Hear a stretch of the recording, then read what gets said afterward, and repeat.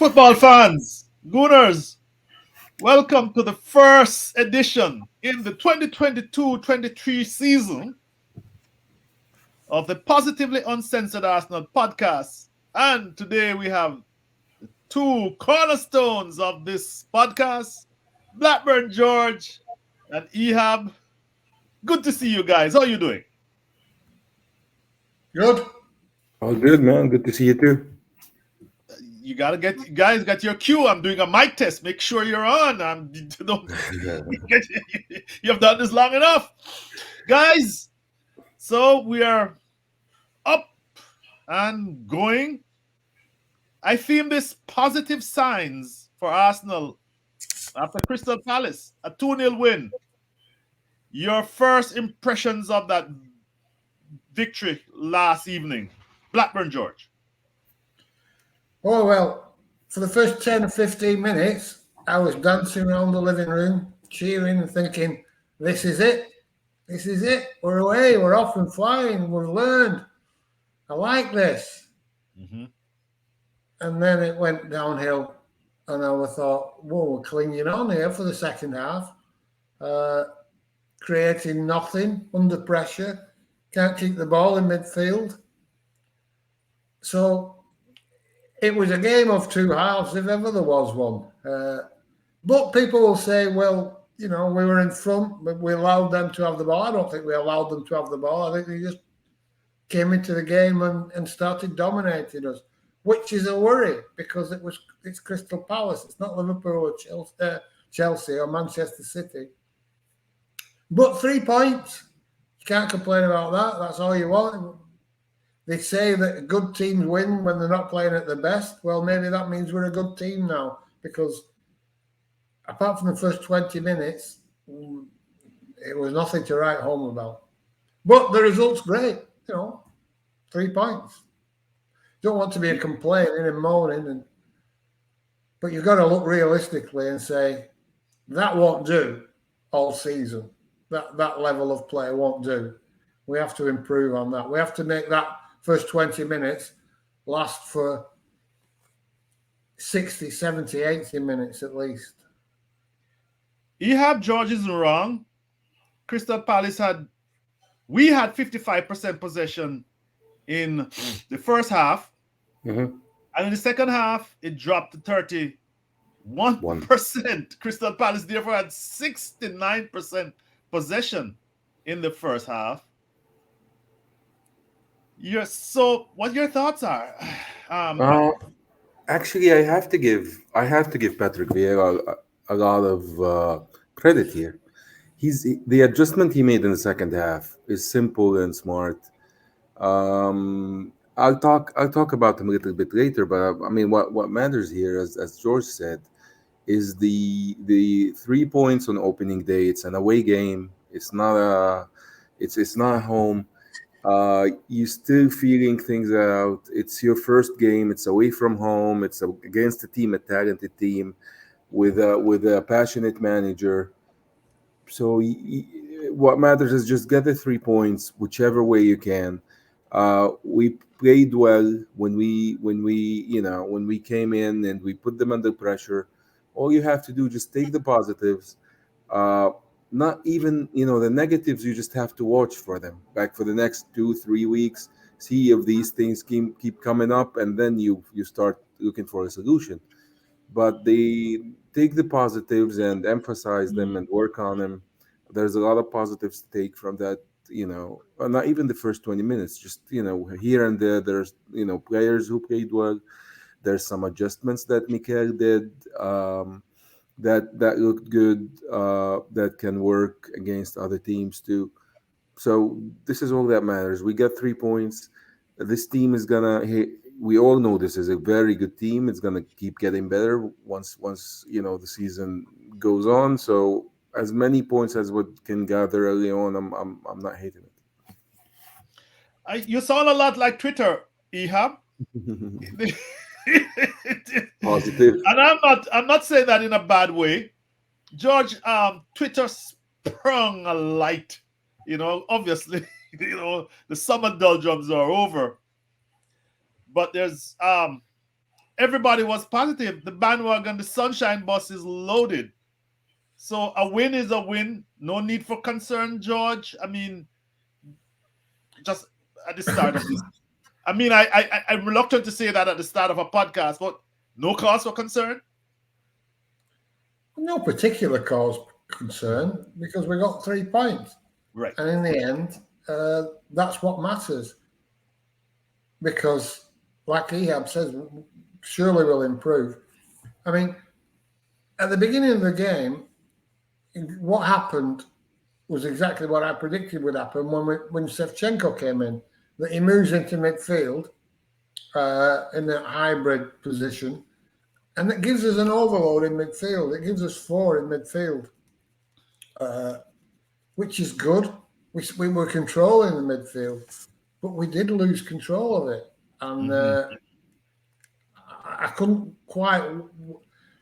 I have to be honest. I tweeted, actually put out, something's gone wrong, but I don't know what it is, and I didn't know what it was. And someone replied to me, Phil, our friend Phil, said Crystal Palace are playing well, and it might be as simple as that. You know, we're playing away, we're playing a good team with a good manager, and they came into it and put us under pressure. It could be as simple as that. Maybe we didn't drop off. Maybe they just came into it more. But if they did come into it more, we have to find a way of wrestling that control back. And we really didn't do that. I mean, that last goal, I mean, it was a fantastic glancing header from the... Guajita or something like that. Guajita, he's a...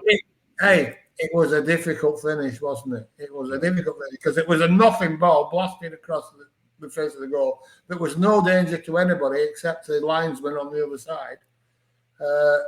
But he managed to glance it in. And until that point, 3 points looked anything but secure. Anything but.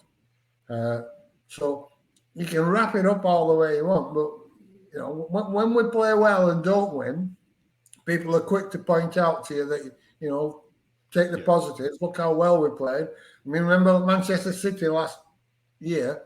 We lost that game and people haven't stopped talking about it because we were on top for half an hour.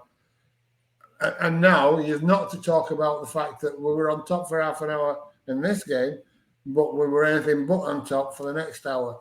You know, you can't ignore what happened and what we saw.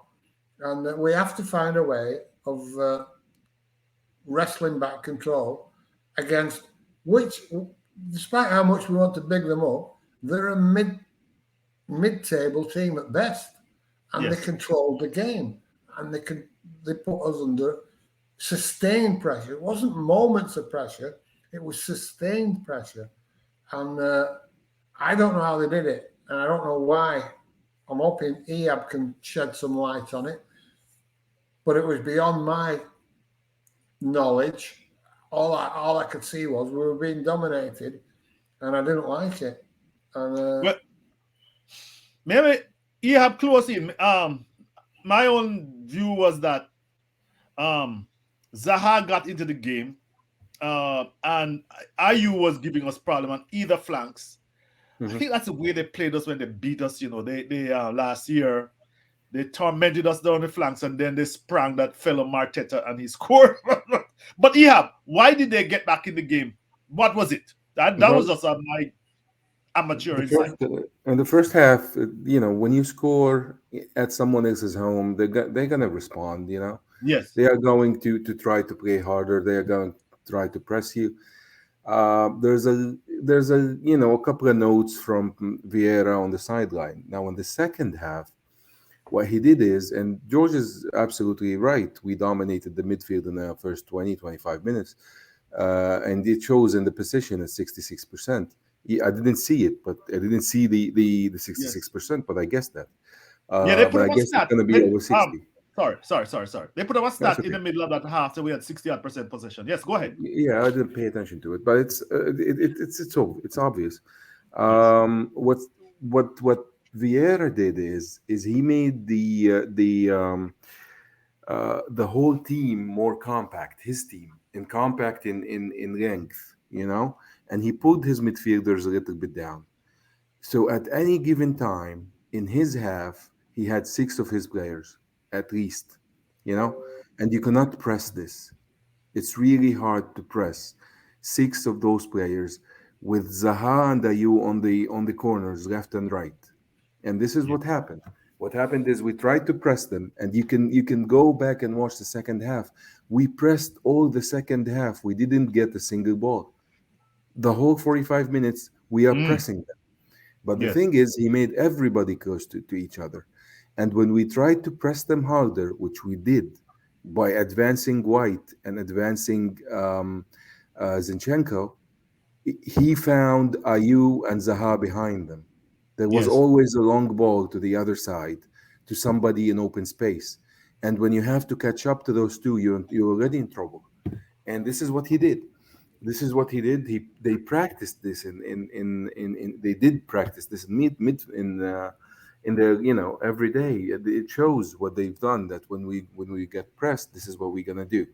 They did not expect to get pressed because when they came to Emirates last year, and when we played them, we couldn't we didn't just take the game to them in both situations, the 2-2 draw, and I think that he beat us 3-0 at Yes. yeah, At their both place. both in both those games. Palace was the better team. At the 2-2, we had two lucky goals. We don't deserve the point, and they dropped 2 points at the Emirates. And the thing is, they in both those teams, they took the game to us. They attacked us, and they thought we are going to come into that game a little bit cautious, but we didn't. We came into the game just off just off the bat swinging. Just went into it and started attacking. We started putting numbers up front. And this is what happened to start the game. It took them that we it's a good thing we scored early on. It's really a good thing that we scored early on. Otherwise, we would have struggled if they just adjusted. Because as George said, the second goal came out of nowhere, and it's Yes. basically Eddie and Saka just understanding what they're doing and getting in a position and getting lucky. This is all that happened. And Eddie, he was actually playing that. He's flashing the ball across for Eddie to have a chance at it. This is Right. what he was trying to do. Um, the worrying thing to me is the problem. The problem is still there, and they tried the cheap solution, which is the Pep Guardiola way, and we cannot get the ball to strikers in position. We still cannot do it. So instead of trying to get the structure to do that, we bought somebody who would drop to midfield, carry the ball himself, and score himself, which is Gabriel Jesus. And Jesus. and and it's not. It's the cheap selection. It's Fernandinho at City. Pep cannot stop the counter, so he just bought Fernandinho so he can foul in midfield, and that's it. May, may I ask you this? So, George, I know you were all for Gabriel Jesus. You're all for Zinchenko. But did we play any different? And I'm just pull out the positives. I mean, is what Ehab Oh, says, is he right? We tried the cheap solution. We couldn't create the chances, and we wanted him to create the chances all by himself. I'm not sure it's a cheap solution. It's what it was it's 30 something million, but you know what I mean. No, I think Jesus played well. He looks a handful. He does drop a bit deep, doesn't he? He's Yeah. playing more of a false nine than a nine. Uh, I mean, I did a sarcastic tweet the other day saying that we were playing a nine false nine hybrid, looking, and that's what he is. But what's wrong with that? Firmino, that's what he is. That's what Pep Guardiola plays. So I think we've got to give him a chance to gel. Yes. And the trouble with it, you look at the statistics and they can fool. I mean, I was thinking that Ben White had a poor game, but I looked at the stats and he made more tackles than anybody else and recovered the ball more than anybody else. And that would suggest he didn't have a bad game, but he looked out of his depth to me, to the eye. Uh, Party, for me, did okay, but it looked to me like he was playing very safe. You know, Yes. he was releasing the ball immediately, the easy pass all the time, and we need him to do more than that, basically. Mhm. So he wasn't at his best. I didn't think Martinelli or Saka were particularly at the best either. And Odegaard, he had a bit of a mare, really. He was contributing very little, especially when in the second half when the midfield got overrun. You know, and they shouldn't be getting overrun because, like I said, Zinchenko can move in and make it four. But in the second half, Shevchenko wasn't moving into the middle so much. He was pushing on, which leaves you only three. And if one of them's anonymous, uh, like Odegaard was yesterday, that leaves you two. So I think we'll get better. All the ingredients are there. I'm not sure about Ben White in the at right back, but we'll see. 3 points away from home. If we can do that every time Yeah. we play, if we get 3 points every time we play a mid-table team away from home, come the end of the season, we'll be laughing.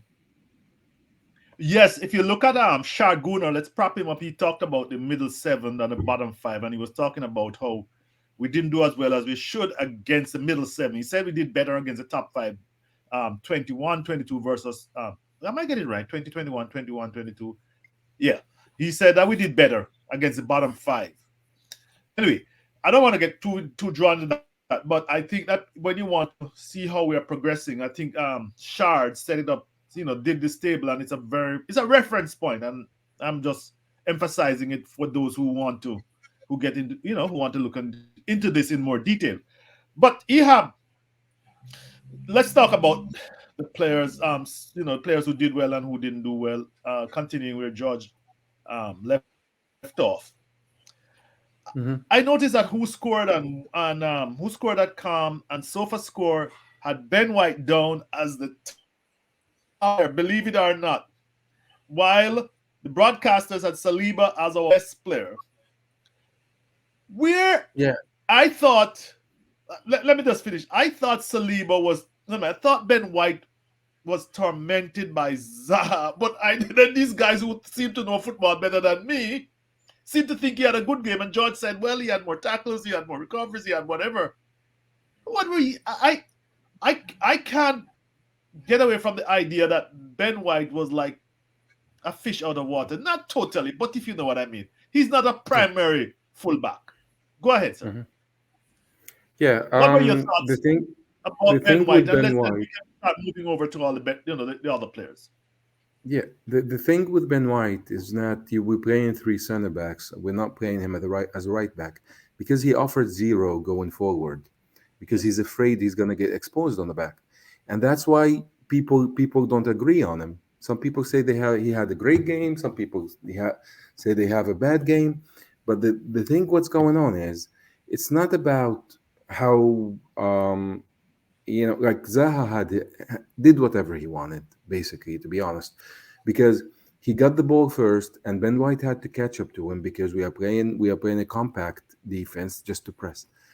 And whenever Zaha, especially in the second half, had the ball, he could move easy. He could play the give and goes, the short 1-2s. He cuts into the middle easy. He fooled him a couple of times and went. So defensively, but I don't blame Ben White for this because Zaha Yeah. would do this to any defender in the world. It's Yes. it's, it's, it's not his fault. But what I do blame is this is not Ben White's natural position, and you do have Cedric, you still have Bayern, you do have Ainsley Maitland-Niles, even if Tomoyasu is not ready. You don't do this kind of thing when you have three other options on the bench right now. So we could have avoided this, but instead we told Saka to play the right side, do everything on the right side. If Hmm. you go back and watch our game, Most of their attacks, most of their successful attacks, and crosses came from Ben White's side. If you look at the ball when it goes to the other side, even when because he brought Zinchenko a little bit in, he made him a defender. It's Chaka and Martinelli. They did an amazing job. They didn't allow a single cross to go in. Every time the ball went to Ayu, there was Chaka and Martinelli Yes, blocking trapping everything. him. Yes, The ball yeah. went back every freaking time. They had to recycle the whole thing. So this is what you want on the other side. I like the defensive structure, and what people don't will not like is we are going the way I see it and the way Arteta is playing it. We are going to be a defensive team. I don't mind it. I don't mind 1-0 to the Arsenal again. I don't mind it at all. But the thing is, it, the way they now, let me tell you what he did. He brought the Zinchenko in all the time. So they had three center backs in the middle. He did not rely on Saka to defend because Saka carried the offensive load by himself. Saka got the ball. There's three defenders. He has to deal with them. He has to, even when he scored, there was three people around him. If it wasn't for a quick pass from Eddie, he would have the ball would have been taken away from him. But he's a very skilled kid. Everybody is afraid what he's going to do next. So uh, this is the defense. This is how the defense went. If he had Pepe instead of Saka, we would have had four defenders. I like the defensive structure. If you want to play defensive ball and rely on the counter, I liked how it is done. And as I said, structure is really hard to come by. It's the hardest thing by structure, I mean it's a shape that when it moves, every part of this shape knows where to move and knows where to go. It's centralized. So to get this, it's just perfect, homogeneous way of playing, and this takes a lot of work from the managers to get there. A lot of practice, a lot of understanding of the game, a lot of scenarios in the game. Big managers do it, like Pep Guardiola. Pochettino does it. Conte is a master at it, and that's why they win. They don't win because they have the best players. They don't win because they attack all the time or defend all the time. They just got the structure. So George, do you agree? And George, do you agree that it is a structured defense? That he's a structured defense. That is what emerged, and that we're going to be a more defensive team. Do you agree with Ehab, or it's too early to conclude that? I think it's too early to think that. I think he wants us to attack. But, the sensible thing is to make your defence solid first.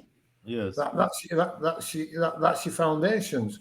Yes. And if and he's he's doing that now, I mean, he's brought in Saliba, let him get settled in and have the structure. I mean, he had a great game. He really did. Well, But would he have had a great game if he'd have been left exposed like we used to leave Lauren Koscielny exposed? Well, and I was going to add that to the debate. He got help. Because, go ahead, George. He got help, and he had a great game because he got help. But we're going to have to rely on the centre backs to get less help if we want to be a more attacking team. That's the way it works. The more defensive you set up, the better your defenders look because there's more of them and it's more compact. And everybody says, we've got a great defensive structure, which is no bloody good at all if you're trying to score goals at the other end. Have we got the players to break, to be a team that plays on the break? I don't think we have. I really don't think we have. You have to trans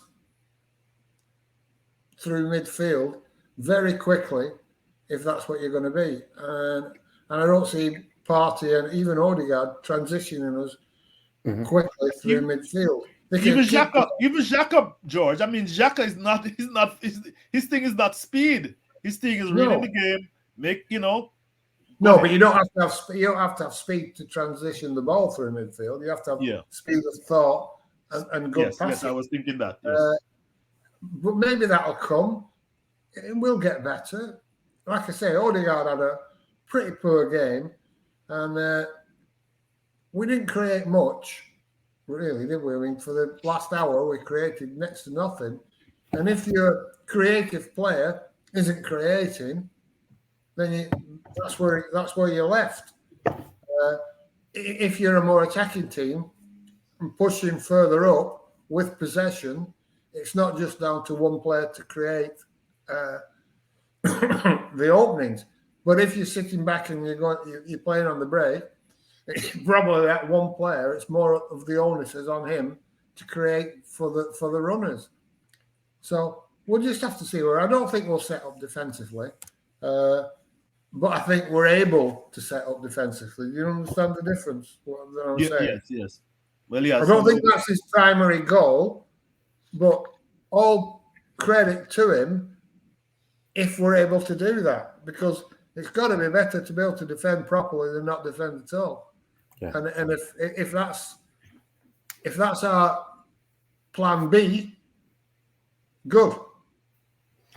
I think I think we'll see a better, or I think we'll have a better idea when we can see us home and away. Home and away, Yeah. of course, obviously will be more attacking. Yeah, you need time, man. You need to see it for Yes, over need time one. and so guys, here's my last bit here for this. I did an exercise here, Shotta's player ratings, and I want you all to dispute this. So, are you seeing this?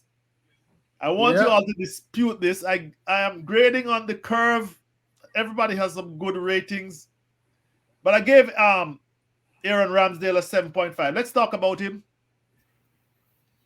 Who wants to? yeah. George, you give him an 8? Uh, he made some good saves, but he Uh-huh. put us under pressure at the same time. Yes, He sort of helped them get back into the game, I felt, with his dilly-dallying about on the ball from time to time. But that said, you know, you get criticism for keeping the ball a little bit longer. But if you're able to keep the ball a little bit longer and then distribute it well, that commits more of the players forward, more of their players forward, and it makes the break easier. So it's not as simple as he should get rid of the ball sooner, because holding on to the ball can pay benefits for a goalkeeper as well. So yeah, I think 7.5 is reasonable. I think he held on to the ball slightly too long on a few occasions, but that's not that could be a plan, if you're saying it's not necessarily a mistake that he's holding on to the ball, because then you're committing players to the press. And the more you commit them to the press, once you beat them, the field's open for you. So I gave him the 7.5 because of the saves. Ehab. By the way, George, I think you make a good point there. What's a fellow that keeps Edison? Edison for City. He holds on to the ball forever, trying to induce players Yeah. to come and get the ball, and then it opens up the field for City. And then when you made that point about him holding onto the ball and Arteta's City's heritage, it makes all sense to me. What about you, Ehab? Yeah, actually, I kind of give him the benefit of the doubt. Two of the back four are new. He probably how many games did he get in preseason with Zinchenko and Saliba? Two, three. Yeah, He's could be. he doesn't want to do a mistake. He doesn't want to. He's confident in his ability to keep the ball, and he wants to make the right play. It's dangerous, and he's gonna get punished for it one time, But I mean, like Ederson did, like Allison did.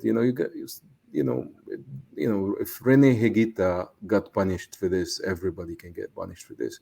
But yeah, Most I people don't mean, remember him. Most people don't yeah, remember. He's a Colombian keeper too, right? yeah, he's a Colombia keeper. He was taken by Roger Milla in the semifinal, the quarterfinals at the World Cup Yeah. in extra time. And this is it. This is the thing about it. But if he's confident in it, and he doesn't want to play. He doesn't want to play the bad pass and put his players in trouble. Then I'm all for it. I don't mind it. Um, Okay, let's I run through the next. Go Sorry, ahead. sorry, Ehab. We have to move through this Yeah, fast. yeah. Let's look at the three centre backs: Ben White, Saliba, and Gabriel. And Hmm. rating on the curve, I said Ben White was marginally the worst of the three. I use the word worst, but Saliba I gave him an 8.5 and uh, Gabriel a 7.5. I have. What are you guys thought on those three? Those three. And give them a score. I mean, I have the privilege of putting that up. It's not. It's unscientific. But go ahead. Who wants to start? George, go ahead. George, Yeah, not bad. I personally, I'd give Saliba a 9, you would. but I'm making him our best player. But it's a worry when your centre back or your goalkeeper's man of the match. So, but yeah, they're all right.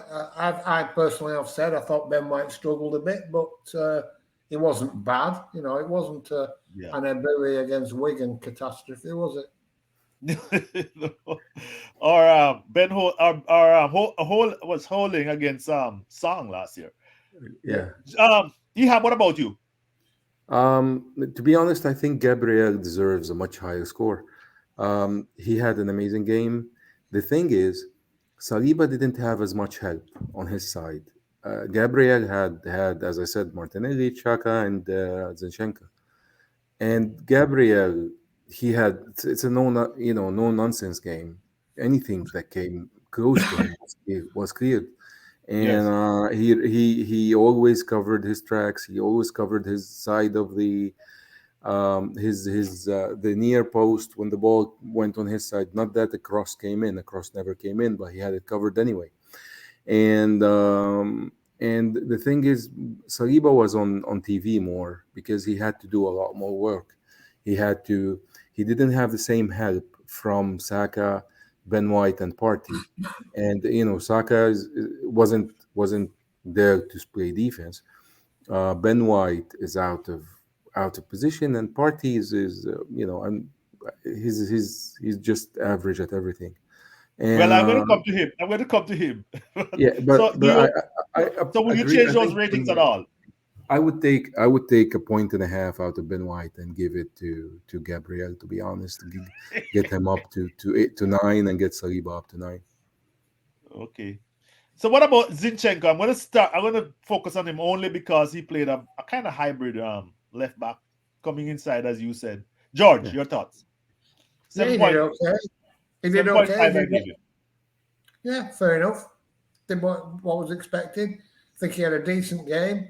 Uh, he provided the assist. Without that, we don't score. So hmm, Yes.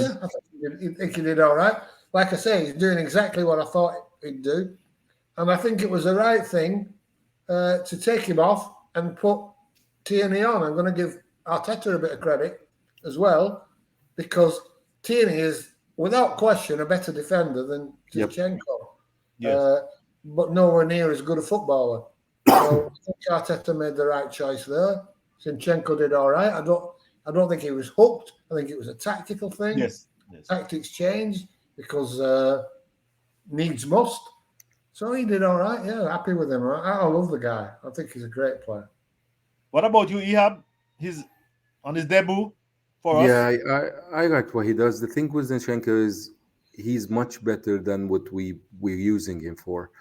I think this is one of two decisions that Arteta has to make is to use Zinchenko in midfield and keep Tierney because the way I saw Tierney yesterday, his positioning has improved. And I said this. I said give him a year and a half to 2 years. But I think with injuries, it was a little bit late. His positioning has become really, really much better, and he saved us a couple of times. And it's one of those saves that happens before things develop. Like if you give them another pass, it's gonna be a goal. And he was just he was just like they gave a cross, and the cross went far post, and it went over everybody's head, and it was just falling to somebody behind Tierney, and Tierney just casually just headed it out to the other side, didn't even give a corner because he was in the right position. And there was another time where he covered for Xhaka and Martinelli, and they didn't even cross it. They didn't find the player because Tierney was covering him. And we need his if he's we need to play him. Now it's okay because he's injured. He cannot play 90 minutes. He has to come back gradually and get into match fitness. But this is a decision he has to make. Zinchenko is a much better midfielder next to Chaka. If you play him and you play current Tierney, you're going to add to the squad. Okay, so that's a good segue, George. I want us to look jointly at Partey and Granit Xhaka. I gave Partey a 7.0. I think he did what he did. He had to be tidy. He didn't. I didn't think he. As you said earlier, I don't think he was. Um, I think he was. He played it too safe, and I thought Xhaka went forward, and you both made the point that he had Xhaka had Zinchenko working with him on that side, and they did. They hardly gave IU any chances. I thought he was marginally, um, but clearly better than Partey. George, you on those two. Yeah, I thought Xhaka had a great game. Uh, People will say, yeah, well, you would, wouldn't you? And I think he saved a couple of goals. Right, that thing with that Guaita boy down on the line in the first half, where it was two defensive stops was very important. He got back from the other half, and it was him that got his body in the way. That was a goal. Yes. If he hasn't got in the way of that, that's a goal for sure. Yes. I thought he played well. He got booked when he shouldn't have got booked. I don't think that was his fault. I don't think it was a dive. George, stop a moment. Isse went for a dive similarly. Just and then Xhaka went for anticipating a foul and and went off. Let's say he dived and he got a yellow card. This is the thing that annoys me. But go ahead, George. But anyway, I thought Xhaka had a good game. Yes. Like I say, he saved a goal. Thomas Partey, he was playing safe. He didn't do much. He didn't do much wrong either. No. I think but every time he got the ball, the crowd were booing him. And I thought to myself, I don't blame him. He played more one-touch passes in that game than he has in 2 years previous. He released the ball first time, loads of times. And you might think that's because he was having a good game. I think it was because he didn't want the crowd to be able to boo him. Because as soon as he got the ball, they started to boo him, and they had to stop because he released it straight away. I felt sorry for him, really, without looking into the reasons why. Yes. Maybe he doesn't deserve sympathy, but he certainly was getting rid of the ball quickly. So I think he did all right, but he could have done more. And maybe if the crowd didn't burn every time he got the ball, he would have done more. It's an excuse, whether you like it or not. It must be horrible being booed by 40,000 people. Yeah. Every time the ball comes to you. Yes, you make a good point there. I didn't realize that the Palace fans were focusing on him because of the allegation. So what do you think of my rating? Ehab, I joined Partey and Xhaka together because it makes for a better comparison. Go ahead, my friend. First of all, the best thing he's done was play the one-touch passes because in the past 2 years, every time Partey tried to do so much, he either lost the ball or played an overshot pass that just went out of bounds. So I think we should start booing him at the Emirates. Maybe maybe he just keep playing those one-touch passes, hide in the defense, and. But thing is, you need to do more. He needs to do more. He needs to because the way Vieira adjusted, and he was just sitting back a lot, and this gave complete control of midfield. Odegaard had to press more than Partey did, and this is as we said, we have a problem since Wenger left that we don't realize we are the Arsenal, that we can press teams, we can scare teams. Arteta says that he played in this when he talks about this Anfield thing, that he played at the Anfield and he felt like it's quicksand. Everything he does is goes wrong and he can do anything right. It's because Liverpool know they are Liverpool. They are going to be a new face. It's all these red jerseys coming in and out, and everything is too fast for you. Yeah. Yes. And because they know that they can press you, they know they can overwhelm you, and they overwhelmed Chaka the first time he went there. They annihilated Chaka. They killed him. He thought that he can advance with the ball, and every time he did, they just dispossessed him. And Party has to help with the team. I don't need a 50 million euro player to hide in the defense, to sit back and play those simple passes are good, but I can easily get that from a Nenny. I could easily get that from Patino. I don't have to do this. If you, and the problem is when he does that, people don't understand what he did and what he did right and what he did wrong. And I read a tweet. Party needs more help in midfield. We need to buy a new midfielder, and it had like 500 likes, and I'm like, oh my god. And yeah, he's talking about Odegaard and Chaka not helping Party in midfield. We need to buy a new midfielder. And the thing is, we bought a new midfielder. We bought two. We spent 70 million on them. And if there's no effect, it's not the. I mean, how much do you need to spend just to because you think the two good players are bad players? So those, between Party and Lukongo, I think if we're smart, we have to salvage this. We don't have to stick to Well, this. I was watching. I'm sorry, but I was watching this All or Nothing yesterday, and there was this Aston Villa when we beat them 3-1, and they scored in the last minute, and Aaron Ramsdale was furious, and they show this, and he was furious with Party. In the show he was furious with Party. He goes into and he says, "Bastard, this took away my clean sheet." This is what he says, Alan Yeah. Ramsdale, when he goes into the living room and they okay. went to the dressing room. And the next day, the coaches are discussing it, and one of the assistants says, "Ramsdale is right, you know it." And Arteta says, "Yeah, yeah, yeah." He just shrugs it off. And this happens every fucking game. Just because you don't see a one or a two on the scoreboard doesn't mean that he doesn't put people in trouble. And he this thing has to be dealt with. It has to be taken head on. We bought a $50 million player that plays like a $5 million player, and we cannot keep paying him 160k and make people make him an imaginary hero while dissing the others. We need somebody who helps in midfield, and then he is like five Ehab, times. Ehab. Yeah, I don't know. I think too many people are invested in Party, and it's just constraining their oh, objectivity. I've, I've George, I've had my rant. I'm not gonna I talk know, I about it know. more. Let's try to wrap it up. Saka, I gave him an 8.0. I thought I agree with your rating of him. In our private chat that he was the only offensive force on the right hand side, and there was no help from well, very little offensive help from Ben White. But George, 8.0 Yeah, bit scored, high for me. or is it too Bit, high? Say it. oh yeah, a bit high for me. Yeah. Uh, but he did okay. Yeah. Uh,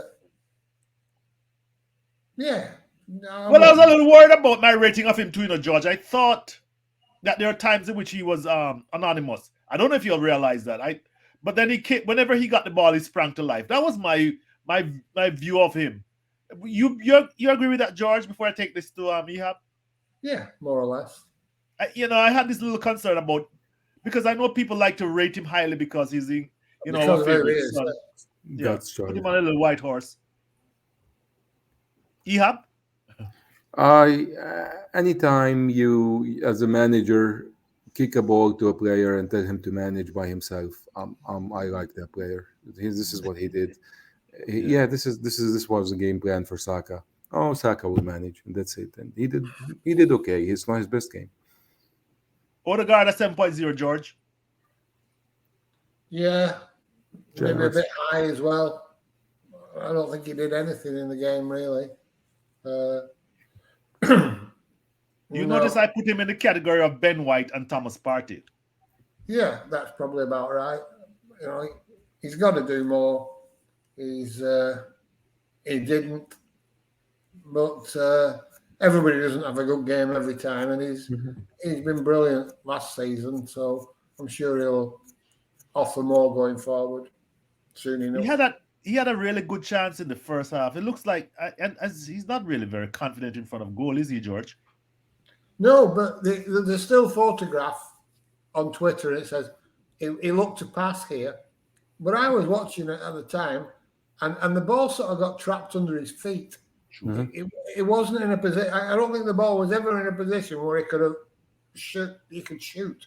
He Yeah. had to get it out his feet. By the time he got it out his feet, there wasn't a shot on. So Yeah. I don't want to criticise him for that. That still photograph looks awful. It looks like he could just pass the ball into the net. But the reality, when you watch it, was the ball got caught under his feet, and he wasn't ever in a position where he could just shoot at that point. So I'm not criticising him for that because I saw it in real time, not in a still photograph. Still photographs can be very deceptive. But I still think he could have done more during the game. It's got to be a bit more, take more risks, maybe. You know. Yeah. But then again, you know, he's under pressure like everybody else. He doesn't want to make mistakes. He's captain now. He doesn't want to be the one that loses the ball and we concede a goal from it.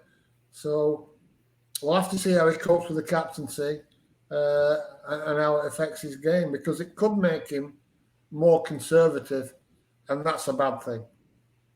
Ehab, your thoughts on that? He didn't create a lot of chances. That was part of the reason why I just gave him a 7. But you spoke about him having to do a lot of pressing. Your thoughts? 7.0 is fair or not? Yeah, I think he played like you play in a derby in a derby. It wasn't technically high, but he had high energy, and he's a little bit nervous. He wasn't settled. I think maybe a little bit. He's always had problem with finishing. Yeah. You know, you have to pick your spot in the back of the net. Then you have to look at the ball. And as simple as that sounds, it's the difference between Robin van Persie and Yaya Sanogo. You know, you George, you can like those? scout George, you like scout those the metaphors? top striker. Yeah, you can Go ahead, scout the top Ehab. striker based on that alone. Sorry, Ehab. I'm not interrupting you, but that just tickled me. Go ahead again. The difference Yeah, between Yaya Sanogo and Van Persie. yeah, it's he has to learn this, and he has to be more comfortable to learn this. You have to look at the ball before you shoot it, because you have to realize, this is the only way you are going to put it in the spot that you picked at the back of the net. Just don't worry about if the keeper has moved or if the defender is coming in. If you picked the right spot, is gonna end up there.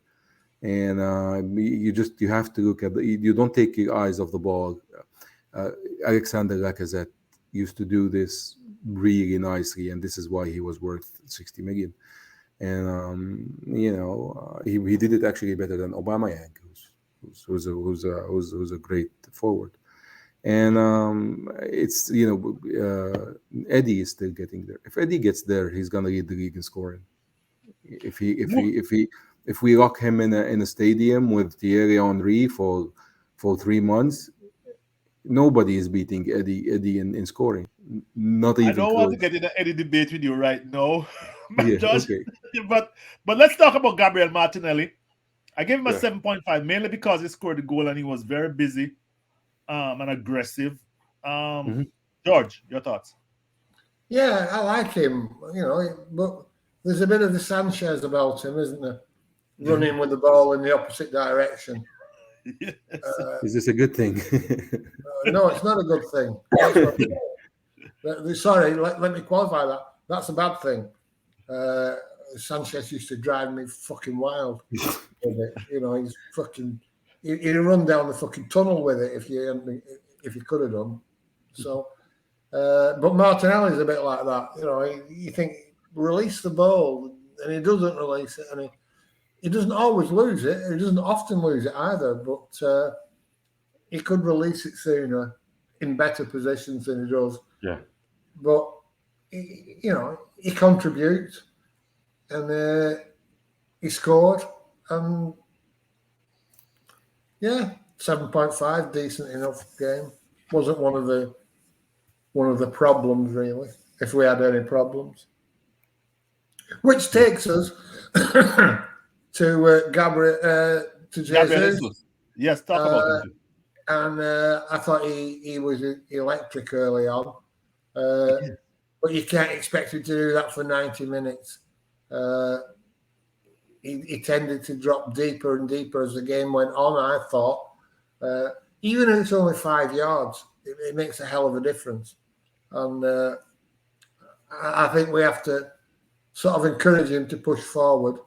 But he contributes so much in the middle of the park when he has the ball, running past people and creating space. You're giving that up if you push him forward. So it's not easy, We all have different ways of viewing the game, and we just got to trust Mikel Arteta to get it right with him, and trust him to get it right. But he's a tremendous player. Ehab, can you compare both players, Gabriel and the two Gabriel, Martinelli and Gabriel Jesus? I gave them both 7.5. Much for the same reasons George gave. But you spoke about in a little DM group. You said Gabriel Jesus will be good for us against top 5 teams. But anyway, what was it about him playing yesterday? He's doing what everybody says. He drops back, gets the ball away from goal, and he does the bit that we can do ourselves. He takes the ball from 20 yards out all the way into the box himself, either by playing 1-2 or by beating, turning around his defender and running towards goal. And he's gonna keep doing this because he's skilled. He's Brazilian. He's skilled. He's quick. He has quick feet. He's a good finisher. He's not a bad finisher at all, and he's still quick and young. So he does this. We always struggled to get the ball in scoring position. 69 goals last year, 5 of them against Everton in a meaningless game. So 64 goals in 37 games, which is not the. Yeah, I mean, I don't want to go into the You see the discussions. look on my face. It's not good. Yes, it's not good. So you have to score. I mean, teams like City and Liverpool are scoring 100, and you cannot be 35 goals off another team when you're challenging. This is not challenging. So we, instead of improving, you see, instead of trying to get the ball in scoring positions and let our players do it, we bought Gabriel, and I'm happy with buying Gabriel. Don't get me wrong. I'm really excited about him. I love the player, and it's one of the. I think it's probably the best signing they made, to have the striker of City who wins everything every year for 45 million is a great deal, and to add him at 26, 27 years old is just smart. And they have to figure out a way to get the ball in scoring positions. One thing about Martinelli is, I think we're misusing him. I think I'm afraid we're wasting his prime. We're wasting his education, and I'm afraid he's going to be just another runner down the side. I think if he had the right mentor and the right coaches, he would be developed the right way, and he's not being developed the right way. He's he has he's like Theo Walcott with handles, and with better dribbling. And I know people don't like Theo Walcott and blame him for everything, but spin it any way you want. He's had more than 100 goals and I think 60 assists or something like That's this. what I was thinking, Ehab. Yeah, and people don't like him. But this is what Martinelli should be. We're trying to force him to just run to the corner and hide until our offense catches up. And and pass back and get stuck on the side. I think we should let him allow to cut in more. I think we should allow them to be able to be a part of the scoring thing more, to always in the box, to cut inside, because KT is coming down the side. So this is something about Martinelli. And the second thing is, if Arteta develops and gets better, and he starts learning how to get the ball in scoring positions, and he has Eddie on the bench, and Eddie has scored 8 goals in Europa Leagues, 5 goals in FA Cup. He has 6 or 7 goals when he comes off the bench in the Premier League. Does he bench Gabriel Jesus, or does he bench Martinelli and put Jesus on the left wing? This is the second option that he has to deal with. In addition to Zinchenko, the one. So this is it. I think Martinelli. The thing is, people do not rate Martinelli, don't know how to rate Martinelli, because he's electric, but he's being given the wrong role. Somebody has to dissect his game and know what he's good for, and highlight his good and hide his bad. Um, Listeners, subscribers, George, most of this debate about the players, George, which we're gonna wrap up now, is to encourage discussion. But George, your final thoughts about where we are, how it looks. I mean, I did this unscientific player ratings because everybody does it, but it's to see where are we at. I mean, I know where we are. We all know it's the first game of the season, but how is it looking to you after we have had this long discussion? Well, I'm still looking back on the pre-season and thinking that we'll play more like we did in pre-season and less like we did last night. And I'm still very optimistic. And we've got all or nothing to look forward to. That'll keep it. I mean, I have to be honest. It's the funniest thing I've seen since Curb Your Enthusiasm. It really. I mean, when when the fat photographer made the speech, that was Yes. funny enough. It was funny stuff. I'm thinking the faces on these guys. Like honestly, if you had like Ricky Gervais and people like that sat in the audience, they would be pulling faces. They didn't know what the fuck was going on. But what was funnier was after the game, Mikel went and got him and brought him back, and they made everybody cheer him and clap him and give him high fives as if he'd scored the winning fucking goal or something. It was classic. It was so fucking funny. I was literally laughing out loud, and I'm thinking, this is just so good. It's just so funny. But unfortunately, I don't think it's supposed to be funny. But we've got that to look forward to, and I think it was. I think it's brilliant. Really, I do. I thought I would hate it, but I love it because it's just so fucking funny. It's just like it's like another season of Curb Your Enthusiasm's come along just before the season starts. George, you're saying this is going to be a funny whole season. Yeah. Anyway, listen, guys, we're going to wrap it up here. The whole I think, just like last year when we were all down and morose when we went down 3 games without a point, I think it's too early to say, much too early to say how we're going to shape up. But it's positive. You won the first game, and we Yeah. have 4 games against teams that we should beat, right? You have your final thoughts, and I'm going to wrap it up. Yeah, it's good. It's a good start. 3 points. If we played this game in a month, we would have lost, because Palace is going to get their players together. The good thing with Patrick Vieira is he did what Wenger did. He got 11 players that can shoot, dribble, tackle, run, and pass. So this is what he's doing, and this is why we couldn't press them very, very well. This is part of it. But it's so in a month, those Paris, if we go into Paris and play the same way, we would lose. But good thing we got this out of the way first.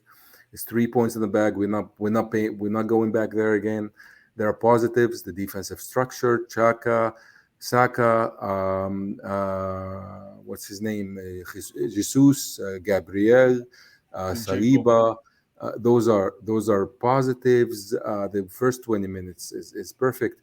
So getting good goal early that changes the game is a positive. Two goals is good. So I'm on a clean sheet. There's a clean sheet too. Even the defending, we were under pressure, but you never thought that, like they didn't create that many chances. Yes. They created a couple of crazy ones. So just take those positives, see the negatives, write them down. If you see them happening every week, deal with them in a couple of weeks, and that's it. This is for the season. For all or nothing, it should have never happened. Well, Uh, yeah, this I yeah. will give you two options. I will not say much. I give you two options. Do you let the media clowns in and let them decide to tell their side of the story about you players and team, or you stand at the door of the dressing room, lock the door, turn around, and say, "Hey, ask me your questions and get barren answers from me." This is it. This is this. If you had to choose between these two, yeah, I mean, Wenger used to say that I will handle the media. You just play football, and now we made them actors in a reality show Soap just opera. because, yeah, just because we needed the 20 million for over the 15 million from this show because we could not get it playing football. Our football doesn't make money anymore. So it's embarrassing. It should have never been made in the first place. I watched it for the comedy value, like George, and because I just love this team. I'm happy. Yesterday I was over the moon because we won, and I hope we keep winning. I hope we just keep accumulating points.